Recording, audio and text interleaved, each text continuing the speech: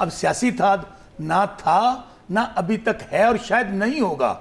हम तो बड़ी प्रिंसिपल बात कर रहे हैं कि इस वक्त पाकिस्तान की सालमियत ख़तरे में है, पाकिस्तान का आइन ख़तरे में है, पाकिस्तान की आज़ाद अतलिया पे ख़ुद को हमला कर दिया है इन फॉर्म 47 के नमूनों ने। इंसाफ के रहनुमा स्टूडियोज में इस वक्त उन्होंने मुझे ज्वाइन कर लिया। बसर साहब अस्सलाम वालेकुम, बहुत बहुत शुक्रिया आपके वक्त के लिए।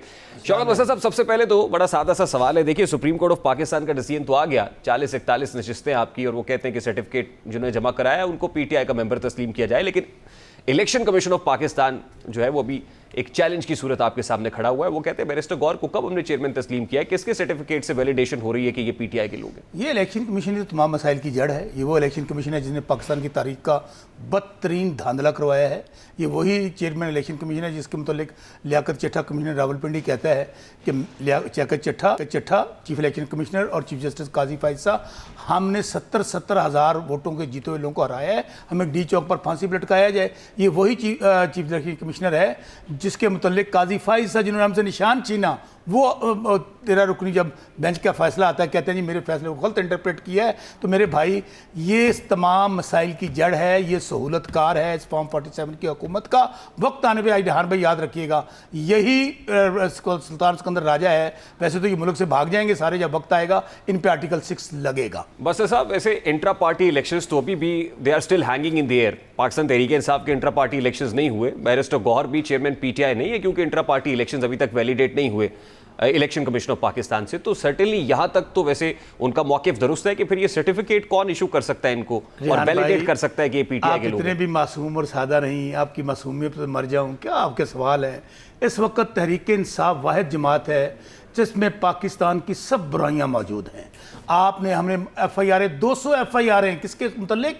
इमरान खान जो पाकिस्तान है, वो इमरान खान जिसके ऊपर 70 साल से पहले कोई FIR दर्ज नहीं हुई थी, आज वो दहशतगर्द भी है, गद्दार भी है, इधर मैंने कहा वाला घटिया मुकदमा भी है।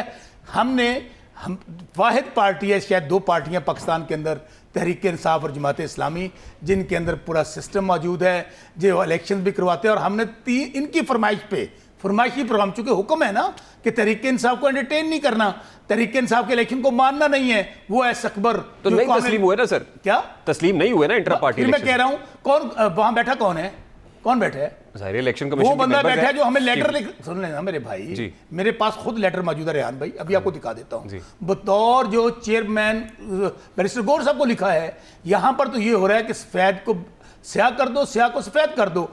मुझे आपसे मेरा सवाल है, मेरा सवाल बड़ा सादा है, क्या पाकिस्तान में इस वक्त आइन, कानून, अदालतें कोई मौजूद है? पे तो अदालतें हैं माशाल्लाह से बदतरीन अदालतें हैं। आज 190 मिलियन पाउंड केस की अदालत में पेश हुआ है और फिर उसके अंदर इल्तवा मिल गया है, रिलीफ तो PTI को भी मिल रहा है। सर कहना चाह रहा हूं सर वो ये है कि इलेक्शन कमीशन ऑफ पाकिस्तान ने जब इंट्रा पार्टी इलेक्शंस को वैलिडेट नहीं किया तो उनके पास एक प्ली तो मौजूद है कि वो आपके लोगों को PTI का तस्लीम नहीं करेंगे। जब नहीं करेंगे तो अल्टीमेटली ये माले गनीमत समझ के दूसरी पॉलिटिकल पार्टीज को डिस्ट्रीब्यूट किया, मेरा सवाल ले लेना, डिस्ट्रीब्यूट किया जाएगा। जब डिस्ट्रीब्यूट होगा तो नंबर जो उनको मैजिक नंबर चाहिए, गोल्डन नंबर चाहिए, वो मिल जाएगा और फिर उससे उनको मौलाना फजल रहमान साहब की जरूरत नहीं पड़ेगी। अगर आप कहते हैं अदालतें मौजूद हैं, अगर आपकी मैं बात मान लूं, सुप्रीम कोर्ट का फैसला आ चुका है। सुप्रीम कोर्ट ने कहा है कि जो पहले आपने फॉर्म जिन्होंने जमा करवाया था तहरीक इंसाफ का, वो भी, और जो बाकी वाले जिनको आप आजाद कह रहे हैं, वो भी तहरीक इंसाफ के लोग हैं। अच्छा, वैसे सुप्रीम कोर्ट ने तो तब भी कहा था कि 14 मई को इलेक्शन कराएं तो हो गए। अच्छा, तो फिर यही तो अभी आप खुद अपने बयानात को देखना, क्या बयान दे रहे हैं। पाकिस्तान में इलेक्शन कमीशन भी कायमी इदारा है। मेरे भाईजान सुने, आइन के मुताबिक 90 दिन में इलेक्शन होना था जब हमने असेंबलियां तोड़ी। हो गए सर? क्या नहीं हुए ना? तो कहां रहा आपका आइन, कहां रही आपकी अदालतें, कहां रहा कानून, किन्होंने नहीं करवाया? यही लोग जो इस वक्त टोला बैठा हुआ है, जो फॉर्म 47 का टोला, और फिर वही होगा जो 14 मई के फैसले पे हुआ था। क्या इलेक्शन नहीं हुआ था ना? अच्छा, मैं फिर क्या 40-41 लोगों को PTI का तस्लीम नहीं किया जाएगा, यही होगा सर? सुन लें, ये भी तो हुआ ना थोड़ी दिन, आज से 3 दिन पहले क्या हुआ है? पाकिस्तान की अदालतों पे हमला, पाकिस्तान की सालिमियत पे हमला, पाकिस्तान के आइन पे हमला, सिर्फ और सिर्फ इमरान खान को रोकने के लिए, तहरीक इंसाफ को रोकने के लिए आपने क्या किया? आपने पाकिस्तान के आइन के ऊपर हमला कर दिया। उस हुकूमत ने जिसके पास कोई लेजिटिमेसी नहीं है, वो हुकूमत जो कि सियासी जमात अभी तो कोई पार्लियामान में बिल आए नहीं ना सर, हुआ ही नहीं ना, मुसवदा है ही नहीं ना, हुकूमत क्या कह रही है। अच्छा, आज मौलाना फजल रहमान साहब असद कैसर साहब के पास पहुंचे, फॉर्मर प्रेसिडेंट आरिफ अलवी साहब भी मौजूद थे। तासुर ये कि PTI और मौलाना की कुर्बतें बहुत बढ़ रही हैं। क्या ये दुरुस्त है? वाकई हैंड्स इन हैंड्स है पीटीआई? देखिए, मौलाना फजलुर रहमान साहब इस वक्त जो उनका स्टांस है, अगर वो इसी तरह आइन के साथ, आज़ाद अदलिया के साथ, पाकिस्तान के अवाम के साथ खड़े रहे, मैं यकीनी तौर पे कह सकता हूँ कि मौलाना साहब का नाम सुनहरी रूप में लिखा जाएगा।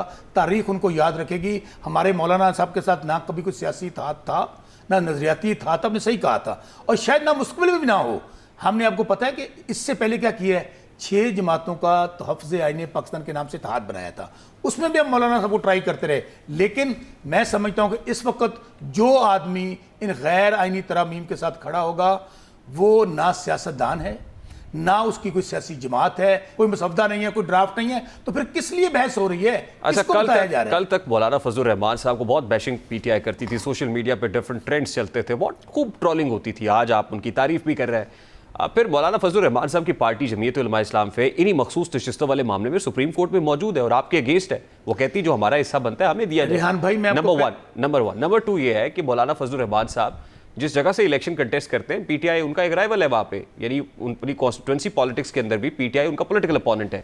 तो मैं तो इस लिहाज से कहता हूँ कि पीटीआई और मौलाना फजलुर रहमान को, और फिर जाहिर है हिस्टोरिकल बैकड्रॉप में देखते हुए ये गैर फितरी सा इत्तेहाद नहीं हो सकता या नेचुरल है।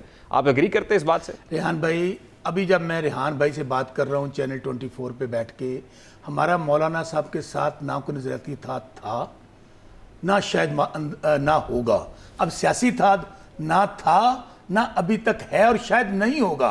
हम तो बड़ी प्रिंसिपल बात कर रहे हैं कि इस वक्त पाकिस्तान की सालमियत ख़तरे में है, पाकिस्तान का आइन ख़तरे में है, पाकिस्तान की आज़ाद अतलिया पे ख़ुद को हमला कर दिया है इन फॉर्म 47 के नमूनों ने।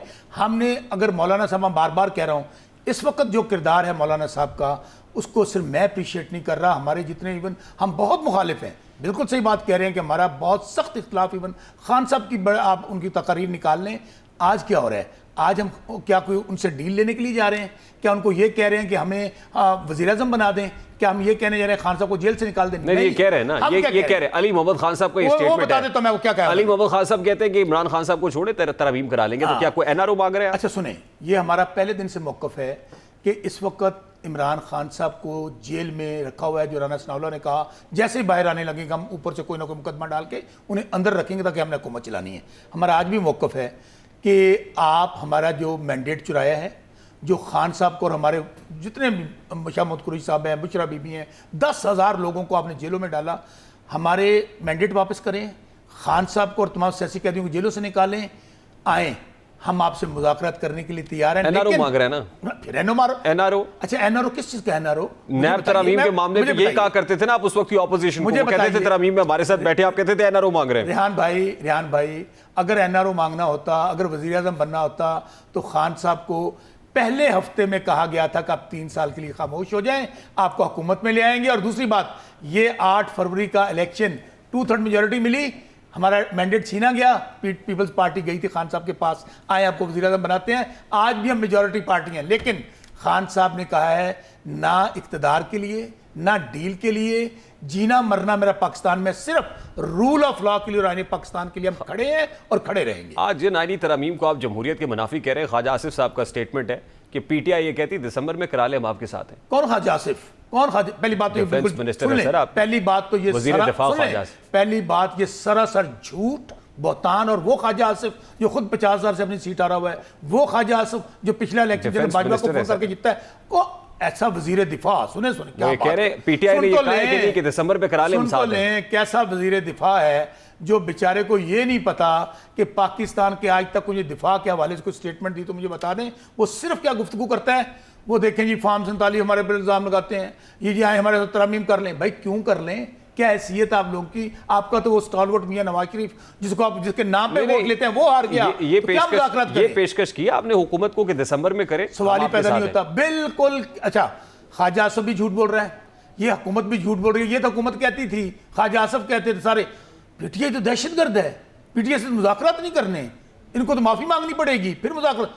अभी तक जब मैं आपसे बात कर रहा हूं चैनल 24 पे बैठ के, पाँव में पड़े हुए हैं ये लोग, पाँव में पीटीआई के, लेकिन मुज़ाकरात नहीं होंगे आपके साथ। पीटीआई के तो 8-10 लोग तोड़ लिए उन्होंने, वो खुद कह रहे हैं कि पीटीआई के 8-10 लोग हमारे साथ हैं जो वोट करेंगे। क्या बात है, मेरी माँ उठा लो, मेरी बहन उठा लो, मेरी बेटी उठा लो, बाद में क्या हमने तोड़ लिए हैं। ये पाकिस्तान में पहली दफा रेहान देखा है कि अगर आपने नहीं, ये पहली दफा नहीं है सर, ये जोड़ तोड़ पीटीआई माँ बहनों बेटियों को नहीं उठाया गया। लोगों को पीटीआई दौर में भी उठाया जाता है। यहाँ पर तो एक खातून को वजीर आजम हाउस में बंद रखा गया।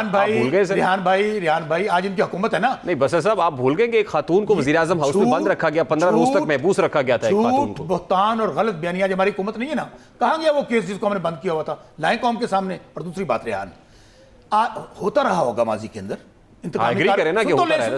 इंतकामी कार्रवाई होती होंगी। ऐसे कभी नहीं हुआ कि वो मेरी मां को उठा लें, बहन को उठा लें और बेटी को उठा लें। क्या कहें, मां को ले जाओ वोट दोगे, बहन को ले जाओ वोट दोगे, बेटी को ले जाओ वोट देंगे। ऐसे कभी पाकिस्तान की तारीख में ना पहले कभी हुआ था और ना कभी होगा। बसर साहब, I have to take a very quick short break. बहुत बहुत शुक्रिया शौकत बसर साहब, पाकिस्तान